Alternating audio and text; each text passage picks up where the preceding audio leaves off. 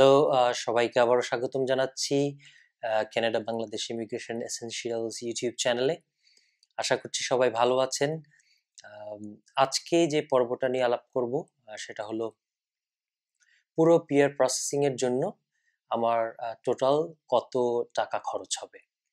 তো এইটা আমি তিনজন এর ফ্যামিলি মেম্বার এর একটা উদাহরণ আমি আসলে দেব।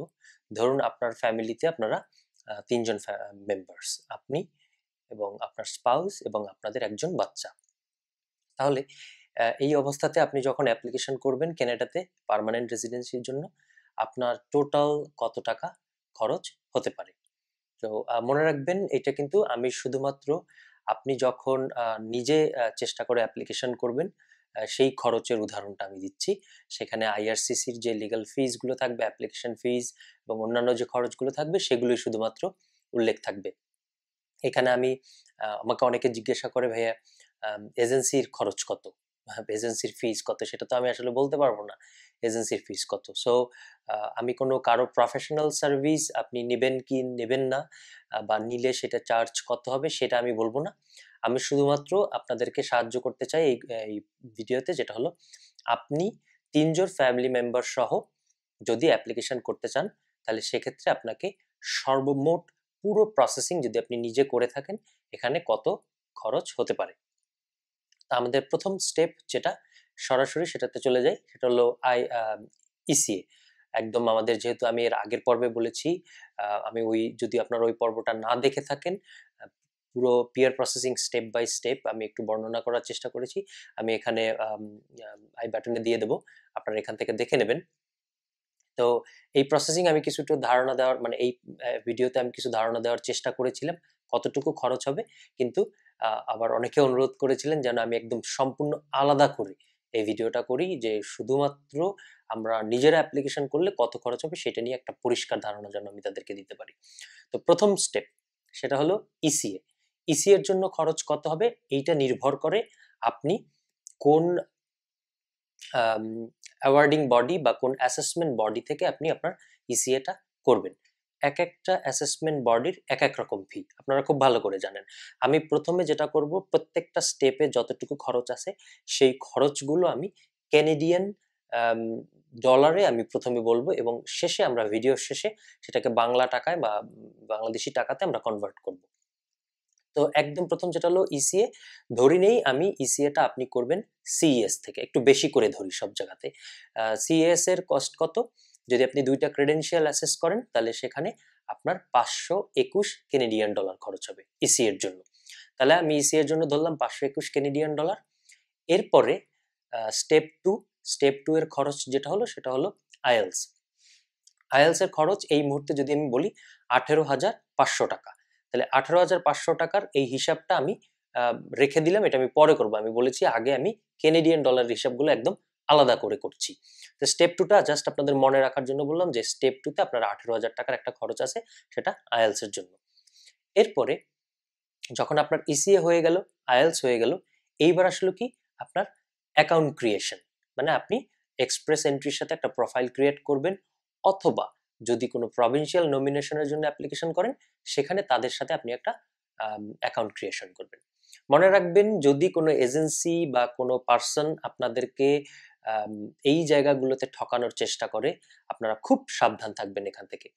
কোনো এজেন্সি, মানে কোনো জায়গায় প্রোফাইল ক্রিয়েশনের জন্য আপনাকে কিন্তু আইআরসিসি কে হোক বা প্রভিন্সিয়াল নমিনি প্রোগ্রামকে হোক, কাউকে কিন্তু আপনাকে কোনো টাকা দিতে হচ্ছে না প্রোফাইল ক্রিয়েশনের জন্য, ভালো করে শুনে রাখুন। তবে এখানে আমি আরো একটু কথা বলে রাখি, এখানে একটা তবে বা কিন্তু আছে। সেটা হলো, যদি আপনি কারো প্রফেশনাল হেল্প নিয়ে থাকেন সেক্ষেত্রে তার যদি এখানে কোনো চার্জ থেকে থাকে, বা সেই প্রতিষ্ঠানের যদি কোনো চার্জ থেকে থাকে এই প্রোফাইল ক্রিয়েশনের জন্য বা আপনার জন্য ডকুমেন্টেশনের কাজের জন্য, সেইটা কিন্তু ডিফারেন্ট। আমি কিন্তু সেটার কথা এখানে বলছি না, কিন্তু এই দুইটা জিনিসের মাঝে পার্থক্যটা আপনাকে বুঝতে হবে। তাহলে প্রোফাইল ক্রিয়েশনের জন্য আমি ধরে নিলাম আপনার কোনো খরচ নেই।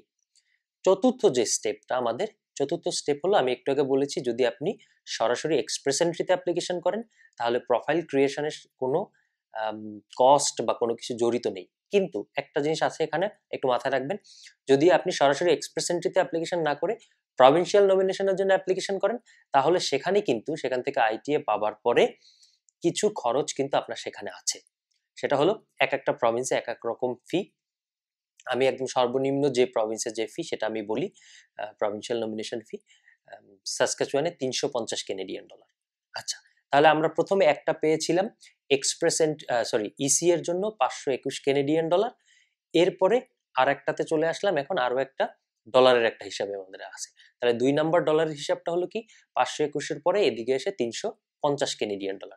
তাহলে 521 এবং 350। আচ্ছা, এরপরে চলে যাই। এরপরে আপনি পঞ্চম স্টেপ হলো আপনি কোনো একটা প্রভিন্স থেকে বা সরাসরি এক্সপ্রেস এন্ট্রি থেকে আপনি আইটিএ পেলেন, ঠিক আছে? আইটিএ পাওয়ার পরে আপনার এই পঞ্চম স্টেপে এসে যেটা করতে হবে, আপনাকে ডকুমেন্টস গুছাতে হবে। তাহলে ডকুমেন্টস, আপনি কি কি ডকুমেন্টস গুছাবেন? এই ডকুমেন্টস গুছানোর ভিতরেও কিন্তু আপনার কিছু কস্ট জড়িয়ে আছে। যেমন আইটিএ পাবার পরেই প্রধান যে দুইটা ডকুমেন্ট আমাদেরকে হাতে রাখতে হয় সেটা হলো পিসিসি মানে পুলিশ ক্লিয়ারেন্স সার্টিফিকেট এবং মেডিকেল। তাহলে এই দুইটা জিনিসের জন্য কিন্তু আপনাকে আলাদা করে খরচ করতে হবে, টাকা খরচ করতে হবে। এখানে কিন্তু ক্যানাডিয়ান ডলার না, এখানে টাকার হিসাব। টাকার হিসাবটা আমি পরে করছি। তো আপনাকে শুধু মনে রাখেন যে এইখানে দুইটা পোর্শনের খরচ আপনাকে করতে হবে। আমি একটু বলে রাখি কত টাকা। পিসিসির জন্য আপনি ধরে রাখেন ম্যাক্সিমাম, আপনি যদি বাংলাদেশে তো আসলে একটু স্পিড মানি দিতে হয়, নাহলে তো তাড়াতাড়ি করে কাজ হয় না। তো স্পিড মানি, আপনার অনলাইন অ্যাপ্লিকেশন ফি, সমস্ত কিছু দিয়ে আমি ধরে রাখলাম ম্যাক্সিমাম আপনার $5,000 খরচ হলো। এবং মেডিকেলের জন্য আপনি এবং আমি যেহেতু 3 জন ফ্যামিলি মেম্বারের কথা বলতেছি, সো আপনি, আপনার স্পাউস এবং আপনার বাচ্চা, এই 3 জনের জন্য, অ্যাডাল্টদের জন্য মেডিকেলের খরচ হলো $5,500 করে এবং বাচ্চাদের জন্য $3,500 করে। সেটা যদি বেড়ে থাকে এই কয়েকদিনের মধ্যে, খুব বেশিও যদি বাড়ে $500 করে হয়তো বা বাড়বে, যদি ম্যাক্সিমাম বেড়ে যায়। তাহলে আপনাদের দুইজনের জন্য, অ্যাডাল্ট দুইজনের জন্য 5,500, 5,500, 11,000 এবং বাচ্চার জন্য $3,500। এই হলো মেডিকেলের খরচ। আচ্ছা, এই গেল আমার পঞ্চম স্টেপ। এইবার ষষ্ঠ স্টেপে এসে কি হবে? 6th স্টেপ হলো আমাদের ডকুমেন্টস গুছিয়ে ফেললাম, এবার আমরা অ্যাপ্লিকেশন সাবমিট করব। এই যে 6th স্টেপটা এসেই কিন্তু সর্বোচ্চ খরচটা আমাদের, এখানেই সবচেয়ে বড় অংশের টাকাটা আমাদেরকে দিতে হয়। তাহলে এখানে খরচটা কি? ইএপিআর এর জন্য আপনি যে অ্যাপ্লিকেশন ফি দেবেন সেটা আপনার জন্য দিতে হবে, আপনার স্পাউজের জন্য দিতে হবে, আপনার ডিপেন্ডেন্ট চাইল্ডের জন্য দিতে হবে। তাহলে কি হলো, আপনারা অ্যাপ্লিকেশন ফি দেবেন, 3 জনেই অ্যাপ্লিকেশন ফি দেবেন। তাহলে 3 জনের অ্যাপ্লিকেশন ফি কত হলো? আপনার এই 30 তারিখের পরে, এপ্রিলের 30 তারিখের পরে আপনারা জানেন যে অ্যাপ্লিকেশন ফি বেড়ে যাচ্ছে। তা আমি ওই এপ্রিলের 30 তারিখের পরের হিসাবটা আমি করছি। তো অ্যাপ্লিকেশন ফি এক একজনের, অ্যাডাল্টের জন্য অ্যাপ্লিকেশন ফি হলো $825। তাহলে আপনি এবং আপনার স্পাউস 825 এইটা হলো আপনাদের খরচ। এবং বাচ্চার জন্য যেটা $150 ছিল সেটা হয়ে যাবে $225। তাহলে আপনাদের দুজনের 825 এই হলো আপনাদের দুজনের অ্যাপ্লিকেশন ফি। সেই সাথে অ্যাপ্লিকেশনের সাথে আরো একটা খরচ আছে আপনাদের দুজন অ্যাডাল্টের জন্য, সেটা হলো RPRF fee, rights of the permanent residency fee. তাহলে সেই খরচটা এখন আছে 490 করে এক একজনের। এটা এপ্রিলের 30 তারিখের পর থেকে হয়ে যাবে $500। তাহলে $500 আপনার 500 এবং আপনার স্পাউসের 500, $1,000। আর এই দিকের অ্যাপ্লিকেশন ফি ছিল 825, দ্যাট মিনস 1650। তাহলে 1650 এবং এখানে এসে আপনার 1000, এই হলো আপনার ক্যানাডিয়ান ডলারের খরচ। ও সেই সাথে আপনার আর একটা খরচ আছে, সেটা হলো $170 হলো আপনার বায়োমেট্রিক ফি। বায়োমেট্রিক ফিটা অবশ্যই অ্যাপ্লিকেশন সাবমিশনের পরেও দেওয়া যায়, আগেও দেওয়া যায়। আমি সব একসাথেই বলে দিচ্ছি আপনাকে, জাস্ট 3 জন ফ্যামিলি মেম্বারের জন্য টোটাল কত টাকা আপনার খরচ হতে পারে সেরকম একটা হিসাব দিচ্ছি। তাহলে বায়োমেট্রিক ফি হলো $170 আপনার হোল ফ্যামিলির জন্য, পুরো ফ্যামিলির জন্য আপনার $170। তাহলে এইবার আমি একটু দেখি যে আমরা ক্যানাডিয়ান ডলারের ফিগারগুলো কি কি পেলাম। একদম প্রথমে ইসি এর জন্য 521, আপনারা যদি চান একটু খাতায় লিখে রাখতে পারেন, একটু নোট করে নিতে পারেন। 521। তারপরে প্রভিন্সিয়াল নমিনেশন ফি ছিল 350। তারপরে আপনাদের 3 জনের যে অ্যাপ্লিকেশন ফি, প্রথমে 2 জনেরটা আমি বলি। দুই জনের ছিল 825, 1650 এবং বাচ্চার ফি ছিল সেখানে, বাচ্চার অ্যাপ্লিকেশন ফি 225, এবং সেই সাথে আপনার ছিল বায়োমেট্রিক ফি ছিল, 3 জনের বায়োমেট্রিক ফি একসাথে ছিল 170 ক্যানাডিয়ান ডলার। এই গেল আপনার ক্যানাডিয়ান ডলারের হিসাব। এছাড়া কিন্তু আপনার ক্যানাডিয়ান ডলারে আর কোনো খরচ নেই। এখন এই ক্যানাডিয়ান ডলারটাকে হিসাব করে আমি একটা বাংলা টাকায় আমি একটা যোগফল আপনাদেরকে বলবো, সেই সাথে বাংলাদেশি টাকায় আরো যে বাকি যে খরচগুলো ছিল সেগুলো আমি যোগ করে একসাথে বলবো। তাহলে বাংলাদেশি টাকার খরচগুলো আমি আরেকবার একটু আপনাদেরকে মনে করিয়ে দিই। 18,000 টাকা আপনার আইএলস এর জন্য, এবং মেডিকেলের জন্য আপনাদের 3 জনের জন্য 11,000 আর 3,000, আমি ধরে নিই এখানে 15,000 টাকা, একটু বাড়িয়ে ধরি। তাহলে ওদিকে আইএলস এর জন্য আপনার রইল 18,000 টাকা, মেডিকেলের জন্য 3 জনের জন্য 15,000 টাকা, এবং আমি পিসিসি পুলিশ ক্লিয়ারেন্স সার্টিফিকেটের জন্য ধরেছিলাম 5,000 টাকা। এখন এইগুলোর ক্যানাডিয়ান ডলারগুলোর অ্যামাউন্টগুলোকে বা ফিগারগুলোকে আমি আগে বাংলাদেশি টাকায় কনভার্ট করি এবং সেই সাথে বাংলাদেশি টাকাটা অ্যাড করে একসাথে আমি আপনাদের বলি টোটাল কত টাকা খরচ হলো। আমি ক্যানাডিয়ান ডলারগুলোকে যোগ করে একসাথে দেখলাম, সেটা হলো আপনার 3 জন ফ্যামিলি মেম্বারের জন্য টোটাল ক্যানাডিয়ান ডলার লাগছে 4,000। তাহলে 4,000 ক্যানাডিয়ান ডলারে যদি আজকের রেটে আমি কনভার্ট করি, সেটা বাংলাদেশি টাকায় 2,40,000 টাকার মতো আসে। আমি একটু বাড়িয়ে ধরতেছি সব জায়গায়, কারণ ডলার রেট তো ফ্ল্যাকচুয়েট করে প্রত্যেক দিন। তো 2,40,000 ধরলাম আমি, এবং বাংলাদেশি টাকায় যে 3টা অ্যামাউন্ট আমি আলাদা করে রাখছিলাম, একটা হলো আইএলস এর জন্য, একটা মেডিকেলের জন্য, আর একটা পুলিশ ক্লিয়ারেন্স সার্টিফিকেটের জন্য। তাহলে আইএলস এর জন্য 20,000, মেডিকেলের জন্য 15,000, পুলিশ ক্লিয়ারেন্সের জন্য 5,000। তাহলে 20, 15 এবং 5, তাহলে কত হলো 40,000 টাকা। তাহলে এই 40,000 এবং ওদিকে 2,40,000, তাহলে 2,40,000 এবং 40,000, 2,80,000 টাকা। আপনি আরেকটু বাড়িয়েই ধরুন, আপনি 3 লাখ টাকা ধরেন। তাহলে 3 জন ফ্যামিলি মেম্বারের জন্য পুরো পিআর প্রসেসিং শেষ করতে আপনার এই 3 লাখ টাকা খরচের হিসাবে আপনাকে ধরে রাখতে হবে।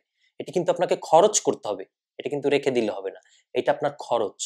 আপনাকে রাখতে হবে কোন টাকাটা, যেটা আপনি প্রুফ অফ ফান্ড, যেটা আমি এই গতকালের ভিডিওতে আমি বলেছি যে প্রুফ অফ ফান্ডের জন্য আপনাকে কত টাকা দেখাতে হবে, কিভাবে দেখাতে হবে, সেটা আমি কিন্তু বলেছি। সো প্রুফ অফ ফান্ডের টাকাটা কিন্তু আপনি খরচ করছেন না, সেটা আপনাকে জমিয়ে রাখতে হবে পুরো প্রসেসিং শেষ হওয়া পর্যন্ত বা শেষ হওয়া পর্যন্ত। তাহলে সে টাকাটা কিন্তু আপনার খরচ না, খরচ হলো আপনার এই 3 লাখ টাকা। তাহলে 3 জন ফ্যামিলি মেম্বারের জন্য 3 লাখ টাকা একদম আপনাকে ম্যাক্সিমাম খরচ, এর বাইরে কোনো খরচ নাই, যদি আপনি কারো প্রফেশনাল সার্ভিস এর মধ্যে ইনক্লুড না করেন। আর যদি কারো প্রফেশনাল ফি আপনি এখানে অ্যাড করতে চান, সেটা আপনি এই আপনার 3 লাখ টাকার সাথে আপনি অ্যাড করে নেবেন।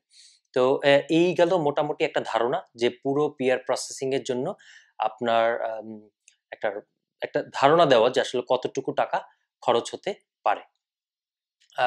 আজকে আর এই বিষয়ে আর বাড়াবো না, এই বিষয়ে আজকে এখানেই শেষ করব।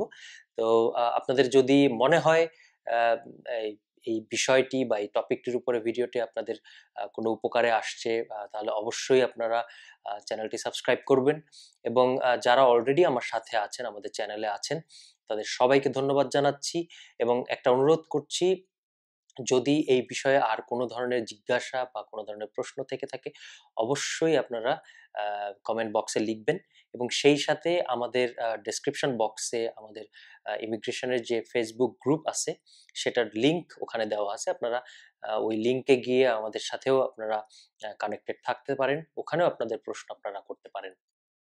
তো আজকে আর বলছি না, আজকে এখানেই শেষ করছি।